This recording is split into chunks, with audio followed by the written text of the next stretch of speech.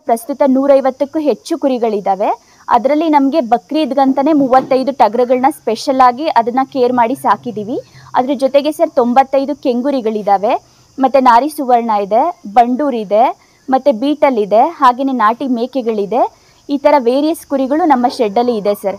ನಾವು ಏನೇ ಒಂದು ಕೆಲಸ ಎಕ್ಸಿಕ್ಯೂಟ್ ಆಗಬೇಕಂತಂದರೆ ಒಂದು ಥಾಟ್ಸ್ ಇರಬೇಕು, ಇನ್ನೊಂದು ಅದನ್ನು ಎಕ್ಸಿಕ್ಯೂಟ್ ಮಾಡೋದಕ್ಕೆ ಫಿನಾನ್ಷಿಯಲ್ ಸಪೋರ್ಟ್ ಇರಬೇಕು.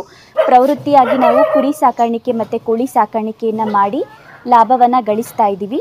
3 ತಿಂಗಳವರೆಗೂ ಸಾಕಾಣಿಕೆ ಮಾಡ್ತೀವಿ ಸರ್. ಸಾಕಾಣಿಕೆ ಮಾಡಿ ಫ್ಯಾಟ್ನಿಂಗ್ ಮಾಡಿ ಮಾರ್ತೀವಿ. ಎಲ್ಲ ರೈತ ಬಾಂಧವರಿಗೆ ನಮಸ್ಕಾರ. ನನ್ನ ಹೆಸರು ಭವ್ಯ. ನಮ್ಮ ಗ್ರಾಮ ಸಿಂಪಾಡಿಪುರ, ಮಧುರೆ ಹೋಬಳಿ ಬರುತ್ತೆ, ದೊಡ್ಡಬಳ್ಳಾಪುರ ತಾಲೂಕು, ಬೆಂಗಳೂರು ರೂರಲ್ ಡಿಸ್ಟಿಕ್ ಬರುತ್ತೆ. ನಂದು ಇಂಜಿನಿಯರಿಂಗ್ ಕಂಪ್ಲೀಟ್ ಆಗಿದೆ. ಹಾಗೆಯೇ ನಂದು ಸ್ನಾತಕೋತ್ತರ ಪದವಿ MTech ಆಗಿದೆ. MTechಲ್ಲಿ ಗೋಲ್ಡ್ ಮೆಡಲಿಸ್ಟ್ ಇದ್ದೀನಿ. ನನ್ನ ತಂದೆ ಸಹ ಸರ್ಕಾರಿ ಟೀಚರ್ ಇದ್ದಾರೆ. ಹಾಗೆ ನನ್ನ ಹಸ್ಬೆಂಡ್ ಸಹ ಸಬ್ ಇನ್ಸ್ಪೆಕ್ಟರ್ ಇದ್ದಾರೆ.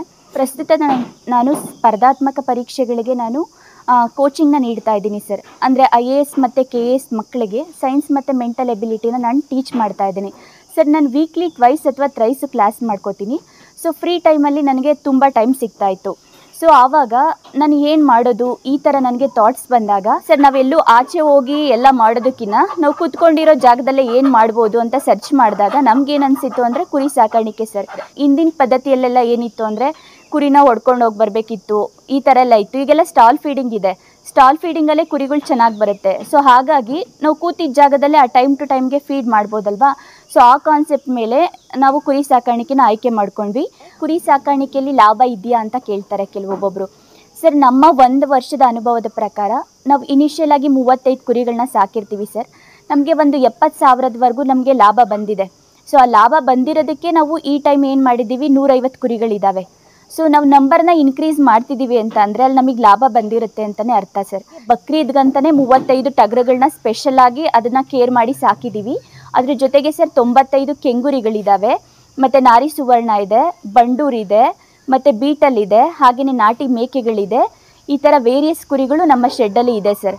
ನಮ್ಮಲ್ಲಿ ನಾಟಿ ಮೇಕೆಗಳು ಸಹ ನಾವು ಸಾಕಾಣಿಕೆ ಮಾಡಿದ್ದೀವಿ ಸರ್. ಇದನ್ನು ನಾವು ಪ್ರಾಯೋಗಿಕವಾಗಿ ಮೇಕೆಗಳು ಹೇಗೆ ಬರುತ್ತೆ ಅಂತ ನಾವು ನೋಡೋಣ ಅಂತ ಅಂದ್ಬಿಟ್ಟು ಮೇಕೆಗಳನ್ನ ತೊಗೊಂಬಂದಿದ್ವಿ. ನಮ್ಮ ಹತ್ರ ಒಂದು 22 ಇದೆ ಸರ್, ಗಂಡು ಮೇಕೆಗಳಿದ್ದಾವೆ ಸರ್. ಇದು ನಮ್ಮ 1 ವರ್ಷದ ಅನುಭವದ ಪ್ರಕಾರ ಏನು ಅನಿಸುತ್ತೆ ಅಂದರೆ ಸರ್, ಮೇಕೆಗಳು ಸ್ಟಾಲ್ ಫೀಡ್ಗೆ ಸೂಟ್ ಆಗೋದಿಲ್ಲ ಸರ್. ನಾವು ಎಷ್ಟು ಫೀಡ್ ಹಾಕ್ತೀವೋ ಅಷ್ಟು ಡೌನ್ ಆಗ್ತಿದ್ದಾವೆ ಸರ್. ನಾವು ತಂದಾಗಿನ್ನ ಇವಾಗ ಏನಾಗಿದೆ ಅಂದರೆ ಇಂಪ್ರೂವ್ ಆಗ್ತಾ ಇಲ್ಲ ಸರ್. ಅದು ಕುರಿಗಳು ತುಂಬ ಗ್ರೋತ್ ಬರ್ತಾ ಇದೆ. ಇದನ್ನು ನಾವು ಏನು ಮಾಡಬೇಕಂತ ಅಂದರೆ ಆಚೆಗೆ ಹೊಡ್ಕೊಂಡು ಹೋಗ್ಬೇಕಾಗುತ್ತೆ ಸರ್. ಈಗ ನಮ್ಮ ಬ್ರದರ್ ಇದ್ದಾರೆ, ಅವರು ಆಚೆ ಹೊಡ್ಕೊಂಡು ಹೋಗ್ತಾರೆ ಸರ್ ಮೇಕೆಗಳನ್ನ. ಅಂದರೆ ಒಂದು 2 to 3 ಅವರು ಅದನ್ನು ಮೇಯಿಸ್ಕೊಂಬರ್ತಾರೆ ಸರ್. ಆಚೆ ಮೇಯ್ದಿರುವಂತಹ ಮೇಕೆಗಳು ತುಂಬ ಚೆನ್ನಾಗಿ ವೆಯ್ಟ್ ಗೇನ್ ಆಗುತ್ತೆ, ತುಂಬ ಗ್ರೋತ್ ಬರುತ್ತೆ. ಈ ಸ್ಟಾಲ್ ಫೀಡಿಂಗಲ್ಲಿ ಮೇಯುವಂಥದ್ದು ಗ್ರೋತು ಕಡಿಮೆ ಇದೆ ಸರ್. ಇಲ್ಲೂ ಕೆಂಗುರಿಗಳನ್ನೇ ನಾವು ಸಾಕಿರೋದು ಸರ್. ಏನಂತ ಅಂದರೆ ನಾವು ಎಲ್ಲ ಡಿವೈಡ್ ಮಾಡ್ಕೊಂಡಿದ್ದೀವಿ ಸರ್. ಈಗ ನಾವು ತರಬೇಕಾದ್ರೆ ನಾವು 15 to 18 kgನೇ ಸೆಲೆಕ್ಷನ್ ಮಾಡ್ಕೊಂಡು ತೊಗೊಂಬಂದಿರ್ತೀವಿ. ಅಂದರೆ ನಮಗೆ ಅಪ್ರಾಕ್ಸಿಮೇಟ್ ವೆಯ್ಟ್ ಗೊತ್ತಿರೋದಿಲ್ಲ. ಸೊ ಅಂದಾಜು ಮೇಲೆ ತೊಗೊಂಬಂದಿರ್ತೀವಿ ಸರ್. ಇಲ್ಲಿ ಫೀಡ್ನ ಸ್ಟಾರ್ಟ್ ಮಾಡ್ತಾ ಏನಾಗುತ್ತೆ ಅಂದರೆ ಕೆಲವೊಂದೊಂದು ತುಂಬ ವೆಯ್ಟ್ ಬಂದುಬಿಡುತ್ತೆ, ಕೆಲವೊಂದೊಂದು ವೆಯ್ಟ್ ಬಂದಿರೋದಿಲ್ಲ.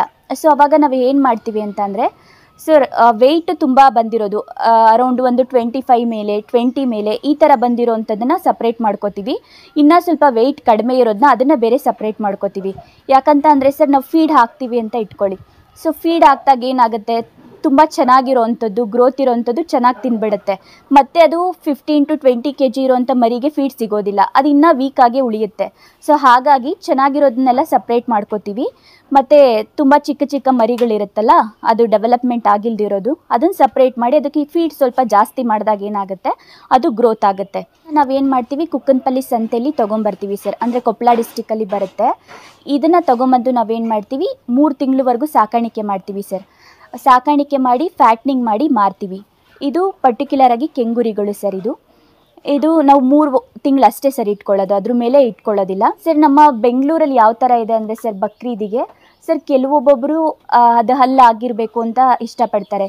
ಇನ್ನು ಕೆಲವೊಬ್ಬೊಬ್ಬರು ತುಂಬ ವೆಯ್ಟ್ ಅವರಿಗೆ ಬೇಕಾಗಿರಲ್ಲ ಸರ್. ಅರೌಂಡ್ ಒಂದು 40 to 50 kg ಎನಫ್ ಇರುತ್ತೆ. ಸೊ ಅಂಥವ್ರಿಗೆ ಇದು ಮೀಡಿಯಮ್ ಸೈಜು ಎಳಗ ಕುರಿಗಳು ಸರ್. ಇದು ಬಕ್ರೀದ್ ಪರ್ಪಸ್ಗಂತಲೇ ತಂದಿರೋದು. ಇದು ನಮ್ಮಲ್ಲಿ ಸಾಕಿದ್ದೀವಿ ಸರ್. ಅವ್ರು ಏನು ಮಾಡ್ತಾರೆ, ನಮಗೆ 70 kgದು ಬೇಡ, 60 kgದು ಬೇಡ, ಇಷ್ಟೆಲ್ಲ ದೊಡ್ಡದು ತೊಗೊಳ್ಳೋ ಅಂಥವ್ರು ಇರೋದಿಲ್ಲ ಸರ್. ಅಂಥವರಿಗೆ ಈ ಥರದ್ದು ಎಳಗಗಳು ಇದೆ.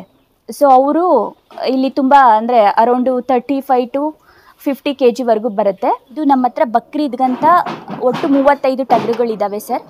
ಇದನ್ನು ನಾವು 1 yearವರೆಗೂ ಸಾಕಾಣಿಕೆ ಮಾಡಿದ್ದೀವಿ. ಇದಕ್ಕೆಲ್ಲ ಈಗಾಗಲೇ ಹಲ್ಲು ಹಾಕಿದೆ ಸರ್. ಇದು ಸರ್ ನಾವು ಯೂಶುವಲ್ ಆಗಿ ಇದನ್ನು ಎಲ್ಲಿ ತೊಗೊಬರ್ತೀವಿ ಅಂದರೆ ಬಾಗಲಕೋಟೆ ಡಿಸ್ಟ್ರಿಕ್ಟ್ ಅಮೀನ್ಗಢದಲ್ಲಿ ಸಂತೆ ಬರುತ್ತೆ, ಅಲ್ಲಿ ತೊಗೊಂಬರ್ತೀವಿ ಸರ್.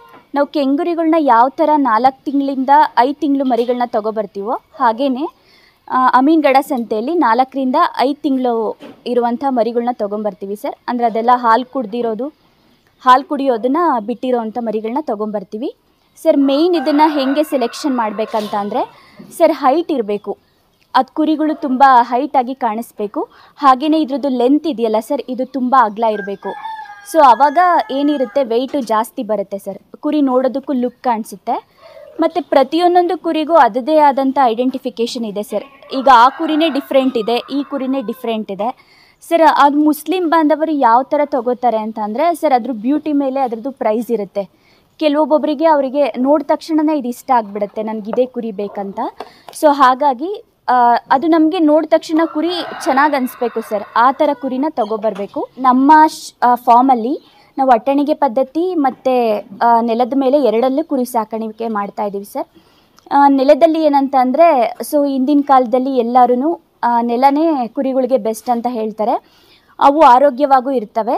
ಸೊ ಹಾಗಾಗಿ ಒಂದು ನೆಲದ ಕಾನ್ಸೆಪ್ಟ್ ಮಾಡಿದ್ದೀವಿ ಸರ್. ಇನ್ನೊಂದು ಶೆಡ್ಡಲ್ಲಿ ನಾವು ಅಟ್ಟಣಿಗೆ ಪದ್ಧತಿನೂ ಮಾಡಿದ್ದೀವಿ. ಸೊ ಅದರಲ್ಲಿ ಏನಾಗಿರುತ್ತೆ ಅಂತಂದರೆ ಸರ್, ನಾವು ಕುರಿಗಳು ತುಂಬ ಹೈಜಿನ್ ಆಗಿರುತ್ತೆ.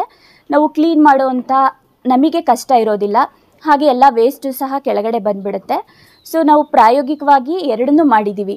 ಸೊ ನೆಕ್ಸ್ಟು ನಾವು ಏನು ಡೆವಲಪ್ಮೆಂಟ್ ಮಾಡ್ಕೋಬೇಕು ಅಂತ ಅಂದ್ಕೊಂಡಿದ್ದೀವಿ ಅಂದರೆ ಸರ್, ಈಗ ಅಟ್ಟಣಿಕೆ ಪದ್ಧತಿ ಆ ಥರ ಮಾಡೋದಕ್ಕಿಂತ ಜಸ್ಟು ಈಗ ಮನೆ ಕಾನ್ಸೆಪ್ಟ್ ಮಾಡೋಣ ಅಂತ ಅಂದ್ಕೊಂಡಿದ್ದೀವಿ. ಈ ಮರದ ಹಲಗೆನೇ ಮನೆ ಥರ ಮಾಡಿಬಿಟ್ಟು ಅದ್ರ ಮೇಲೆ ಕುರಿಗಳನ್ನ ನಿಲ್ಲಿಸ್ಕೊಂಡ್ರೆ ಒಂದು 15 days ಅಥವಾ 13 daysಗೆ ಒಂದು ಸಲ ಮನೆಗಳನ್ನ ಎತ್ಬಿಟ್ಟು ನಾವು ಕ್ಲೀನ್ ಮಾಡ್ಕೋಬೋದು. ಸೊ ಇದನ್ನು ಹೈಜೀನ್ ಆಗಿರುತ್ತೆ. ಹಾಗೆಯೇ ನೆಲದ ಮೇಲೂ ಇದ್ದಂಗೂ ಇರುತ್ತೆ ಸರ್. ಈಗ ಬಕ್ರೀದ್ ಕುರಿಗಳನ್ನ ನಾವು ಸಾಕಬೇಕಂತ ಅಂದರೆ ಅದು ವೆಯ್ಟು ತುಂಬ ಜಾಸ್ತಿ ಇರುತ್ತೆ. ಒಂದು 70, 80, 90 ಈ ಥರ ಎಲ್ಲ ಬರೋದ್ರಿಂದ ಅಟ್ಟಣಿಗೆ ಮೇಲೆ ಹಾಕಿದ್ರೆ ಅದು ಕೆಲವೊಂದು ಸಮ್ಟೈಮ್ಸ್ ಮುರಿದೋಗೋಂಥ ಚಾನ್ಸಸ್ ಇರುತ್ತೆ ಸರ್. ಫಸ್ಟು ನಾವು ಕುರಿಗಳನ್ನ ಮರಿನ ತೊಗೊಂಬರ್ತೀವಲ್ಲ ಸರ್, ಅದಕ್ಕೆ ತುಂಬ ನೆಗಡಿ ಮತ್ತು ಕೆಮ್ಮಿರುತ್ತೆ. ಸೊ ಈ ನೆಗಡಿ ಕೆಮ್ಮಿದ್ದಾಗ ಸರ್, ನಾವು ಒಂದು 3 days ನಾವು ಎಲ್ಲಿಂದನಾದರೂ ಸಂತೆಯಿಂದ ಕುರಿ ತೊಗೊಂಬಂದಿರಲಿ. ಸೊ ಅಲ್ಲಿ ನಾವೇನು ಮಾಡಬೇಕಂತಂದರೆ ಎಂಡ್ರೋಫ್ಲಾಕ್ಸಿನ್ ಅಂತ ಬರುತ್ತೆ ಸರ್, ಓರಲ್ ಸೊಲ್ಯೂಷನ್ ಬರುತ್ತೆ. ಆ ಎಂಡ್ರೋಫ್ಲಾಕ್ಸಿನ 3 days ಕೊಡಬೇಕಾಗತ್ತೆ ಸರ್. ಅಲ್ಲಿ ಏನೇ ಅದಕ್ಕೆ ಥ್ರೋಟ್ ಇನ್ಫೆಕ್ಷನ್ಸ್ ಆಗಿರಲಿ ಅಥವಾ ಏನೇ ಲಂಗ್ಸ್ ಇನ್ಫೆಕ್ಷನ್ ಆಗಿರಲಿ ಆಲ್ಮೋಸ್ಟ್ ಎಲ್ಲ ಕ್ಯೂರ್ ಆಗುತ್ತೆ ಸರ್. ಮತ್ತು ಏನೇನು ಕಾಯಿಲೆಗಳು ಕುರಿಗಳಿಗೆ ಬರುತ್ತೆ ಅಂದರೆ ಸರ್, ET ಅಂತ ಬರುತ್ತೆ, PPR ಅಂತ ಕಾಯಿಲೆ ಬರುತ್ತೆ. ಇದೆಲ್ಲ ದೊಡ್ಡ ದೊಡ್ಡ ಕಾಯಿಲೆಗಳು ಸರ್, ET, PPR ಮತ್ತು FMD ವಿತ್ ಬ್ಲೂ ಟಾಂಗ್ ಅಂತ. ಸೊ ET ಕಾಯಿಲೆ ಅಂದರೆ ಸರ್, ಸಡನ್ನಾಗಿ ಡೆತ್ ಆಗಿಬಿಡುತ್ತೆ. ಅಂತಂದರೆ ನಾವು ಹಾಕುವಂಥ ಫೀಡೇನೆ ಪಾಯ್ಸನ್ ಆಗಿ ಅದು ಏನಾಗುತ್ತೆ, ಕುರಿ ಸತ್ತೋಗೋವಂಥದ್ದು ಆಗುತ್ತೆ ಸರ್. ಮತ್ತು ಇನ್ನೊಂದು PPR ಬರುತ್ತೆ. ಅದು PPR ಬಂದರೆ ಹೋಲು ಎಲ್ಲ ಕುರಿಗಳು ಆಟೋಮೆಟಿಕ್ಕಾಗಿ ಅದು ಸತ್ತೋಗ್ಬಿಡುತ್ತೆ ಸರ್. ಅಂದರೆ ಮುಖ ಎಲ್ಲ ಊದ್ಕೊಳ್ಳೋ ಅಂಥದ್ದು ಇದೆಲ್ಲ ಆಗಿ ಸತ್ತೋಗ್ಬಿಡುತ್ತೆ. ಸೊ ಅದಕ್ಕೋಸ್ಕರ ನಾವು ಕುರಿಗಳನ್ನ ಮರಿನ ಸಂತೆಯಿಂದ ಯಾವಾಗ ತರ್ತೀವೋ ಸೊ ಆಫ್ಟರ್ 3 days ಎಂಡ್ರೋಫ್ಲಾಕ್ಸಿನ್ ಎಲ್ಲ ಹಾಕಿದಾದ್ಮೇಲೆ ಸರ್ ಒಂದು 3 days ಅದಕ್ಕೆ ರೆಸ್ಟ್ ಕೊಟ್ಟು ವ್ಯಾಕ್ಸಿನೇಷನ್ನ ಸ್ಟಾರ್ಟ್ ಮಾಡ್ಕೋಬೇಕು. ಈಗ ಫಸ್ಟು ನಾವೇನು ಮಾಡ್ತೀವಿ, ಈಗ ಫೀಡ್ ಸ್ಟಾರ್ಟ್ ಮಾಡ್ಕೋತೀವಿ ಅಂತ ಅಂದರೆ ಬಿಫೋರ್ ನಾವು ET ವ್ಯಾಕ್ಸಿನೇಷನ್ ಮಾಡಿಸ್ಕೋತೀವಿ ಸರ್. ಒಂದು ವ್ಯಾಕ್ಸಿನೇಷನಿಂದ ಮತ್ತೊಂದು ವ್ಯಾಕ್ಸಿನೇಷನ್ಗೆ 21 days ಟೈಮ್ ಇರಬೇಕಾಗತ್ತೆ. ಸೊ ET ಆದಮೇಲೆ PPR ಮಾಡಿಸ್ಬಿಡ್ತೀವಿ ಸರ್. ಯಾಕಂದರೆ ನಮ್ಮ ಹತ್ರ 3 month ಅಷ್ಟೇ ಬ್ಯಾಚ್ ಮಾಡ್ಕೋತೀವಲ್ವ ಕೆಂಗೂರಿನ. ಸೊ ಅದಕ್ಕೋಸ್ಕರ ಅದಕ್ಕೆ 2 ವ್ಯಾಕ್ಸಿನೇಷನ್ ಸಾಕಾಗುತ್ತೆ. ಒಂದು ET ಮತ್ತು PPR 2 ಸಾಕಾಗುತ್ತೆ.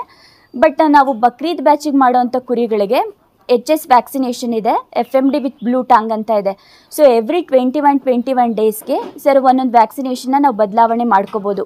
1 year ಇಟ್ಕೊಳ್ಳೋ ಅಂಥ ಕುರಿಗಳನ್ನ ಅಥವಾ ಬ್ರೀಡಿಂಗಿಗೆ ಇಟ್ಕೊಳ್ಳೋ ಅಂಥ ಕುರಿಗಳಲ್ಲಿ ಪ್ರತಿ ಆ ಸೀಸನ್ಗೆ ಏನೇನು ವ್ಯಾಕ್ಸಿನೇಷನ್ ಮಾಡಿಸ್ಬೇಕು ಎಲ್ಲ ವ್ಯಾಕ್ಸಿನೇಷನ್ಗಳನ್ನೂ ಮಾಡಿಸ್ಬೇಕಾಗತ್ತೆ.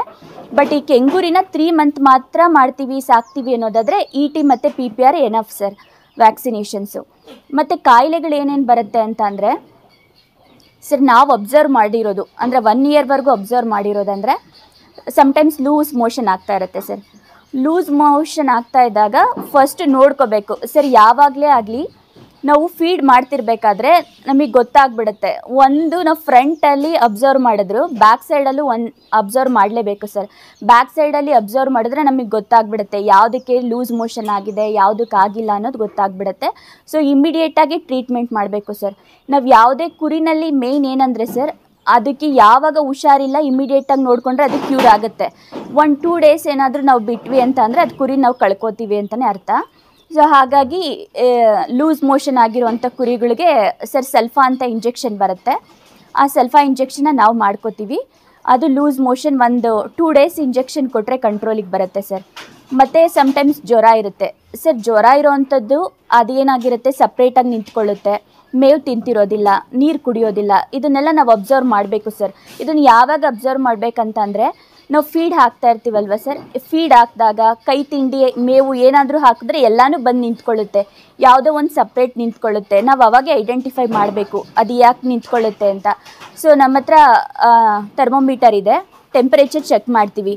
ಸೊ ಸರ್ ನನಗೆ ಡಾಕ್ಟರ್ಸ್ ಎಲ್ಲ ಹೇಳ್ಕೊಟ್ಟಿರೋದು ಏನಂತ ಅಂದರೆ, ಸೊ 103 ಫ್ಯಾರನ್ಹೀಟ್ ಎಬೋ ಇತ್ತು ಅಂತ ಅಂದರೆ 103 to 104 ಎಬೋ ಇತ್ತಂತಂದರೆ ಅದು ಜ್ವರ ಇರುತ್ತೆ ಅಂತ. ಸೊ ಆವಾಗ ನಮಗೆ ಜ್ವರದ ಇಂಜೆಕ್ಷನ್ಸ್ ಇದೆ, ವೇರಿಯಸ್ ಇಂಜೆಕ್ಷನ್ಸ್ ಇದೆ, ಅದನ್ನು ಮಾಡ್ಕೋತೀವಿ. ಅದ್ರ ಜೊತೆಗೆ ಒಂದು ರಿಯಾಕ್ಷನ್ ಆಗಬಾರ್ದು ಅಂತಲೂ ಒಂದು ಇಂಜೆಕ್ಷನ್ ಮಾಡ್ಕೋತೀವಿ. ಸೊ ಹೀಗೆ ಜ್ವರನ ಟ್ರೀಟ್ಮೆಂಟ್ ಮಾಡ್ತೀವಿ ಸರ್. ಮತ್ತು ನಾವು ಕೆಮ್ಮಿಗೆ ಐದರ್ ಎಂಡ್ರೋಫ್ಲಾಕ್ಸಿನ್ ಆದರೂ ಹಾಕ್ಕೋಬೋದು, ಅಥವಾ ನಮಗೆ ಥೈಲೋಸಿನ್ ಅಂತ ಇಂಜೆಕ್ಷನ್ ಬರುತ್ತೆ, ಅದನ್ನಾದರೂ ಹಾಕ್ಕೋಬೋದು ಸರ್. ಇದು ಒಂದು ಕಾಯಿಲೆನ ಅಬ್ಸರ್ವ್ ಮಾಡಿರೋದು. ಮತ್ತು ಇನ್ನೊಂದು ಏನಂದರೆ ಸರ್, ಇವು ಸಮ್ಟೈಮ್ಸ್ ಜಗಳ ಮಾಡ್ಕೊಳ್ಳುತ್ತೆ, ಕಾಲು ಎಲ್ಲ ಏಟ್ ಮಾಡ್ಕೊಬಿಡುತ್ತೆ ಸರ್. ಆವಾಗ ನಾವು ಏನು ಮಾಡಬೇಕಂತ ಅಂದರೆ ಸರ್, ಅಯೋಡಿನ್ ಸೊಲ್ಯೂಷನ್ ಅಂತ ಬರುತ್ತೆ. ಅಯೋಡಿನ್ ಸೊಲ್ಯೂಷನಿಂದ ಫಸ್ಟು ಗಾಯ ಆಗಿರೋಂಥ ಪ್ಯಾಟ್ನ ಕ್ಲೀನ್ ಮಾಡಿಕೊಂಡು ನಾವು ಟಿಂಚರ್ ಎಲ್ಲ ಮಾಡಿ, ಮತ್ತು ಅದಕ್ಕೆ ಸರ್ ನೊಣಗಳು ಎಲ್ಲನೂ ಮುತ್ತಿದ್ರೆ ಅದೇನಾಗುತ್ತೆ, ಹುಳಗಳು ಎಲ್ಲ ಫಾರ್ಮೇಷನ್ ಆಗುತ್ತೆ. ಸೊ ಆ ಥರ ಆಗಬಾರ್ದು ಅಂತ ನಮಗೆ ಕೆಲವೊಂದೊಂದು ಇದೆ ಸರ್, ಔಷಧಿಗಳಿದ್ದಾವೆ. ಅದನ್ನು ಸ್ಪ್ರೇ ಮಾಡಿದ್ರೆ ಯಾವುದೇ ಹುಳುಗಳು ಏನಾಗೋದಿಲ್ಲ, ಬೇಗ ಎಲ್ಲ ಡ್ರೈ ಆಗಿಬಿಡುತ್ತೆ. ಮತ್ತು ಬಟ್ಟೆಯಲ್ಲಿ ಕಟ್ಟಬಾರ್ದು ಸರ್, ಏರಿಗೆ ಓಪನ್ ಆಗಿ ಬಿಟ್ಬಿಡಬೇಕು.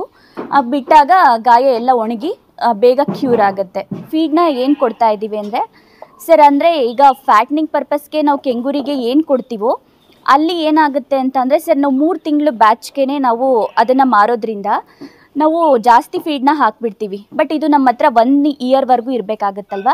ಸೊ ಹಾಗಾಗಿ ನಾವು ಸೇಮ್ ಸರ್, ಏನಿದೆ ಪೇಪರ್ ಹಿಂಡಿ ಬರುತ್ತೆ, ಮತ್ತು ಮೆಕ್ಕೆಜೋಳ ಬರುತ್ತೆ, ಹಾಗೆಯೇ ಚಕ್ಕೆ ಬೂಸ ಬರುತ್ತೆ.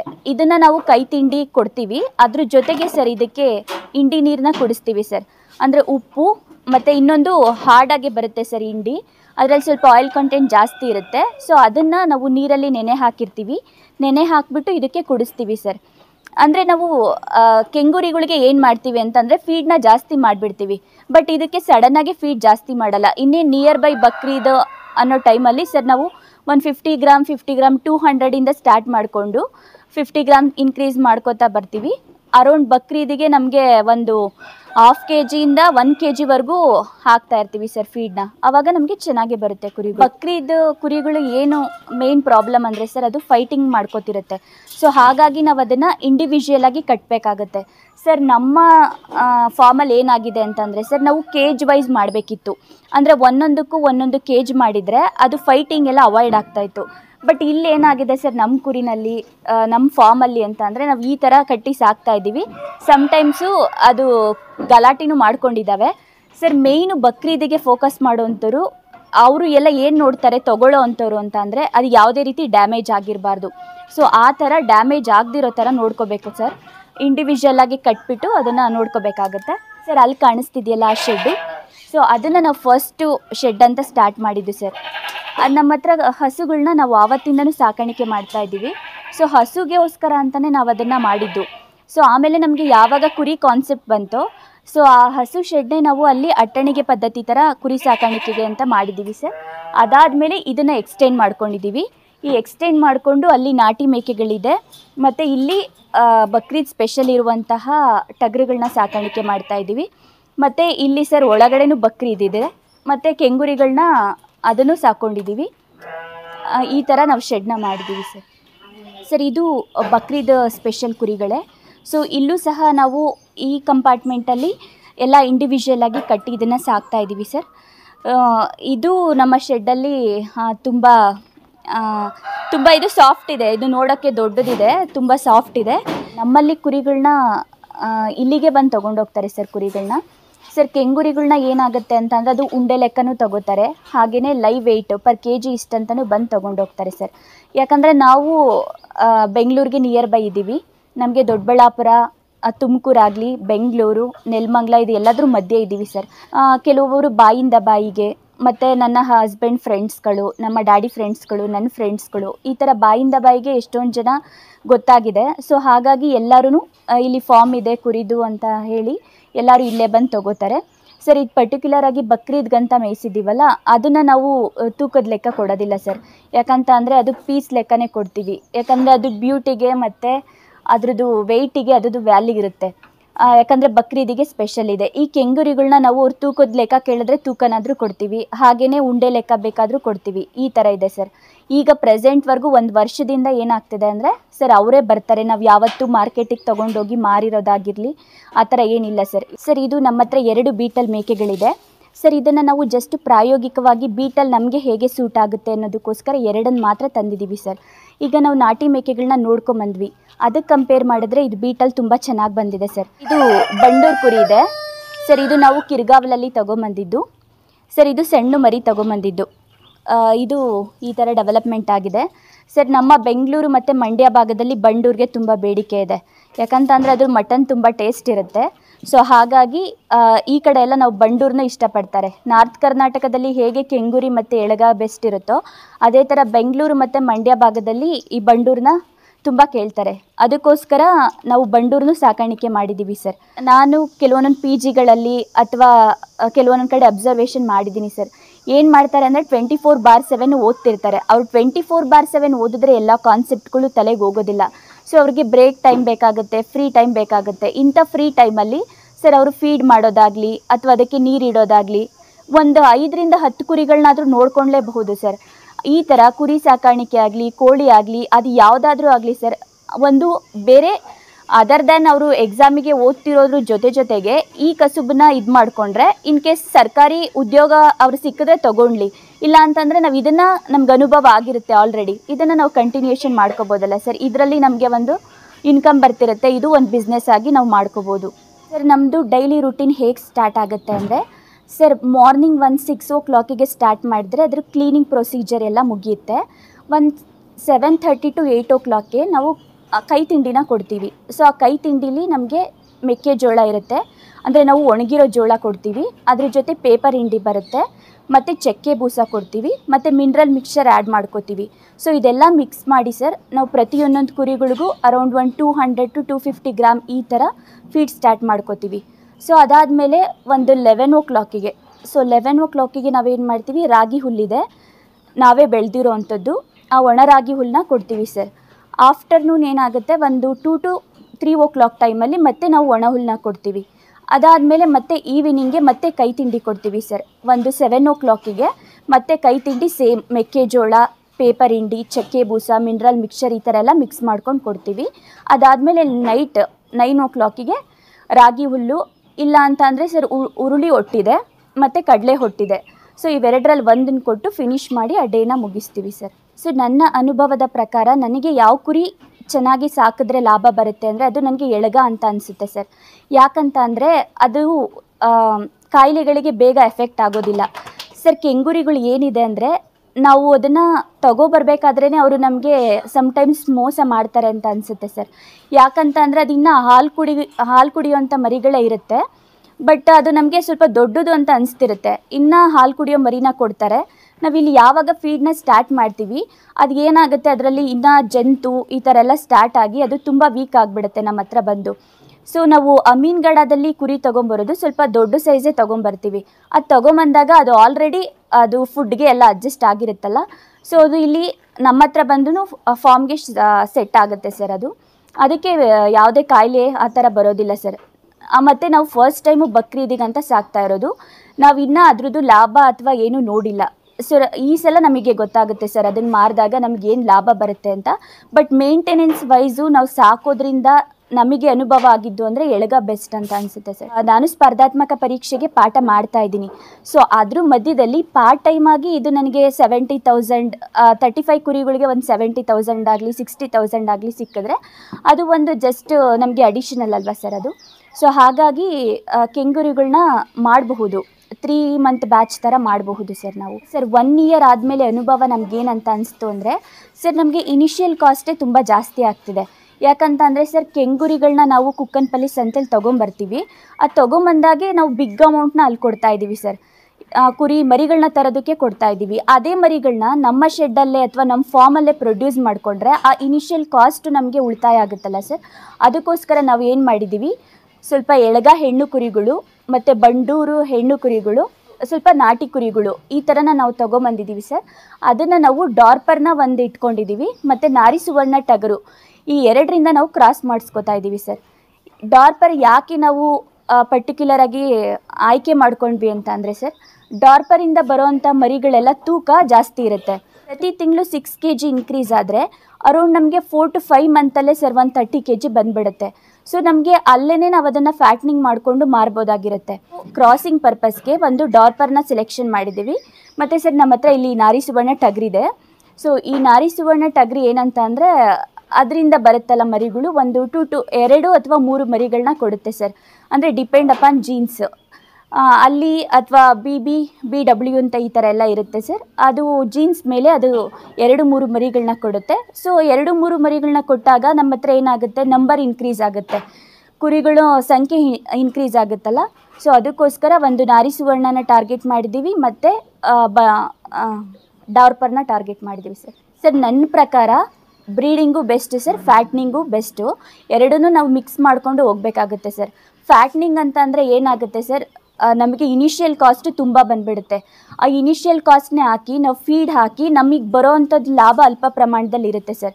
ಬಟ್ ಬ್ರೀಡಿಂಗಲ್ಲಿ ನಮಗೆ ಕಡಿಮೆ ಇನ್ವೆಸ್ಟ್ಮೆಂಟ್ ಆಗುತ್ತೆ ಮತ್ತು ಖರ್ಚು ಕಡಿಮೆ ಇರುತ್ತೆ, ನಮ್ಮಲ್ಲೇ ಮರಿಗಳು ಪ್ರೊಡ್ಯೂಸ್ ಆಗುತ್ತೆ.